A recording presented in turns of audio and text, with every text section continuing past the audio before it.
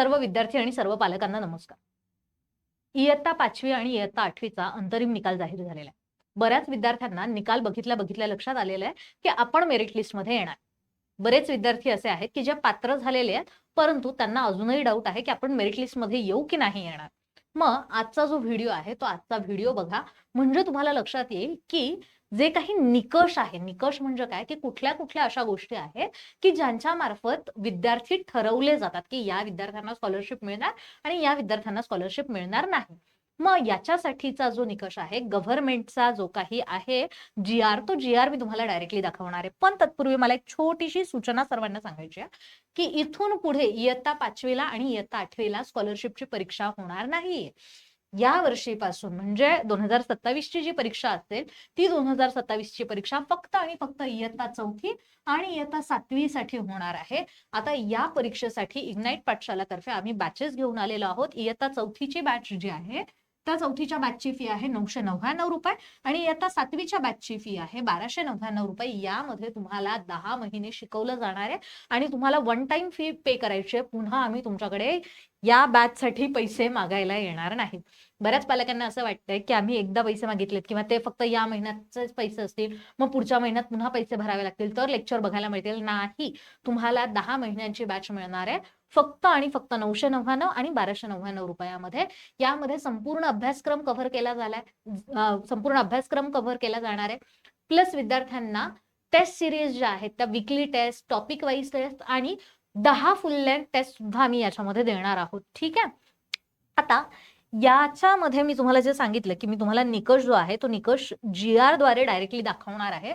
तर हा जो जी-आर आहे तो काय सांगतो आपल्याला, की इयत्ता 5वी आणि इयत्ता 8वी दोघंही यांच्यामधनं जे काही पात्र झालेले विद्यार्थी आहे, यांच्यामध्ये काही नंबर ऑफ स्टुडंट्सला स्कॉलरशिपची परीक्षा मधनं मेरिट लिस्टमध्ये त्यांचा नंबर येत असतो आणि त्यांना पैसे मिळत असतात. ठीक आहे. किती किती विद्यार्थ्यांना मिळणार या संदर्भातला व्हिडिओ मी ऑलरेडी घेतलेला आहे. ठीक आहे. पण जर समजा काही विद्यार्थी असे आहेत, की ज्यांना पूर्णच्या पूर्ण मार्क मिळाले. ठीक आहे. आणि मग त्यांच्यामध्ये टाय झाला. ठीक आहे. लेट्स से की 100 विद्यार्थ्यांना स्कॉलरशिप द्यायची होती. ठीक आहे. 100 विद्यार्थ्यांना स्कॉलरशिप ही गव्हर्नमेंट देणार होतं आणि 100 पैकी 100च्या 100 विद्यार्थ्यांना पूर्णच्या पूर्ण मार्क पडलेले आहेत. लेट्स से 100 पैकी 100 पेक्षा 110 विद्यार्थ्यांना पूर्णच्या पूर्ण मार्क पडलेले आहेत. ठीक आहे. काय सांगते मी तुम्हाला, की समजा 100 विद्यार्थ्यांना स्कॉलरशिप गव्हर्नमेंट देणार होतं, परंतु 110 विद्यार्थ्यांना 100% मार्क मिळालेले आहेत. ठीक आहे. मग आता कुठल्या 10 विद्यार्थ्यांना स्कॉलरशिप मिळणार नाही आणि कुठल्या 100 विद्यार्थ्यांना मिळेल हे कसं ठरवलं जाणार, तर त्याकरिता आपल्याला गव्हर्नमेंटने काही रूल्स दिलेले आहेत. ठीक आहे. जर समान गुण असतील, ठीक आहे, समान गुण असतील तर तृतीय भाषा बुद्धिमत्ता चाचणी या पेपरमध्ये ज्यांना जास्त गुण आहेत त्या विद्यार्थ्यांना प्राधान्य देण्यात येईल. ठीक आहे. लेट्स से की आता 100 पैकी 100 जे मी तुम्हाला म्हणाले, की काही विद्यार्थी असे की ज्यांना 100 आउट ऑफ 100 मिळालेले आहेत, किंवा असं आपण म्हणूयात की असे एवढे तर काही असणार नाहीत की सगळ्यांना 100 पैकी 100च मिळाले. काही काही विद्यार्थी असे असतील की ज्यांचं 98% वर टाय झालं, 99% वर टाय झालं. मग हे जे टाय आहे, हे टाय सोडवण्यासाठी काय करण्यात येईल, की पेपर 1 आणि पेपर 2 दोघांचे मार्क बघण्यात येतील. ज्या विद्यार्थ्याला पेपर 2 मध्ये जास्त मार्क आहेत त्या विद्यार्थ्याला प्राधान्य देण्यात येणार आहे. ठीक आहे. आता दुसरा निकष काय आहे, आता समजा याच्यामध्ये त्यांना दोघांना सारखे सारखेच मार्क आहेत. ठीक आहे. मी आहे, माझी एक मैत्रीण आहे, आम्हाला दोघींनाही 95 मार्क पडलेले आहेत आणि दोघींना 95 मार्क पडलेत. मग आता आमची टाय झालेली आहे. मग गव्हर्नमेंट कोणाला स्कॉलरशिप देणार, मला देणार की माझ्या मैत्रिणीला देणार? दोघींनाही आम्हाला बुद्धिमत्तेमध्ये सेकंड जो पेपर आहे, आम्हाला दोघींनाही सेकंड पेपरमध्ये 50 मार्क पडलेले आहेत. मग आता काय करायचं, सारखेच मार्क दिसतात.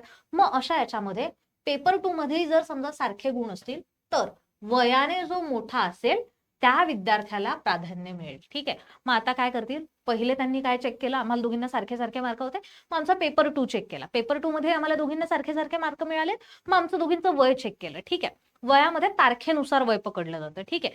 मग आता आपण असं म्हणूयात की माझं वय आहे, माझी जी जन्मतारीख आहे ती आहे लेट्स से 1 जानेवारी 2026 आणि माझी जी मैत्रीण आहे तिची जन्मतारीख आहे 1 जानेवारी 2026.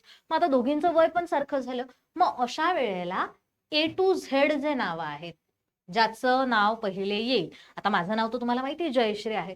समजा माझी जी मैत्रीण आहे तिचं नाव सुरू होणार असेल M वरनं, मनीषा नाव आहे समजा तिचं. ठीक आहे. मग आता ह्या मनीषाला मिळणार की मला मिळणार? जयश्रीचा जे आधी येतो, बरोबर? जे आधी येतो म्हटल्यावर स्कॉलरशिप कोणाला मिळणार आहे? मला मिळणार आहे.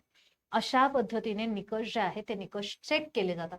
बऱ्याच विद्यार्थ्यांना अजून कळत नाही की आपला मेरिट लिस्टमध्ये मग असं होतं ना त्यांचं की आम्हाला तर एवढे मार्क पडले आहेत, मग किंवा बऱ्याचदा असंही त्यांना वाटतं की मला आणि माझ्या मैत्रिणीला तर सारखे सारखे मार्क पडले आहेत, मलाही 100 पैकी 95 पडले, तिलाही 100 पैकी 95 पडले, मग आता आम्हाला दोघींना स्कॉलरशिप मिळायला पाहिजे होती, तिलाच का मिळाली, मला काय नाही मिळाली? तर ही जी कारणं आहेत ना, ही कारणं महत्वाची. तुमचं वय, तुमचे त्याच्यानंतर तुमचं अल्फाबेट नावाचे हे सुद्धा मॅटर करतात. ठीक आहे. तर अशा पद्धतीने स्कॉलरशिपचे जे मार्क आहेत किंवा स्कॉलरशिपची जी मेरिट लिस्ट आहे ती ज्या वेळेला लागेल त्यावेळेला तुम्ही चेक करा की तुमचं नाव आलेलं आहे की नाहीये. स्कॉलरशिपची मेरिट लिस्टमध्ये जर तुमचं नाव आलेलं असेल तर मला कमेंटमध्ये 100% कळवा की मॅम आमचं नाव स्कॉलरशिपच्या मेरिट लिस्टमध्ये आलेलं आहे आणि आम्ही क्वालिफाय झालेलो आहोत, आम्हाला दर महिन्याला पैसे मिळणार आहेत. ठीक आहे. इग्नाइट अकॅडमीमध्ये जर तुम्ही बघितलं तर तुम्हाला स्कॉलरशिप सोबतच नवोदय, ऑलिम्पियाड, सैनिकी school, MTS, NTS, Homi Bhabha, Manthan, NMMS यासारख्या वेगळ्या वेगळ्या परीक्षांची सुद्धा माहिती दिली जाते. या सगळ्या वेगळ्या वेगळ्या परीक्षांचे सुद्धा क्लासेस घेतले जातात. या क्लासेसची जर तुम्हाला माहिती हवी असेल तर 8983345857 या क्रमांकावर नक्की कॉल करा. थँक्यू.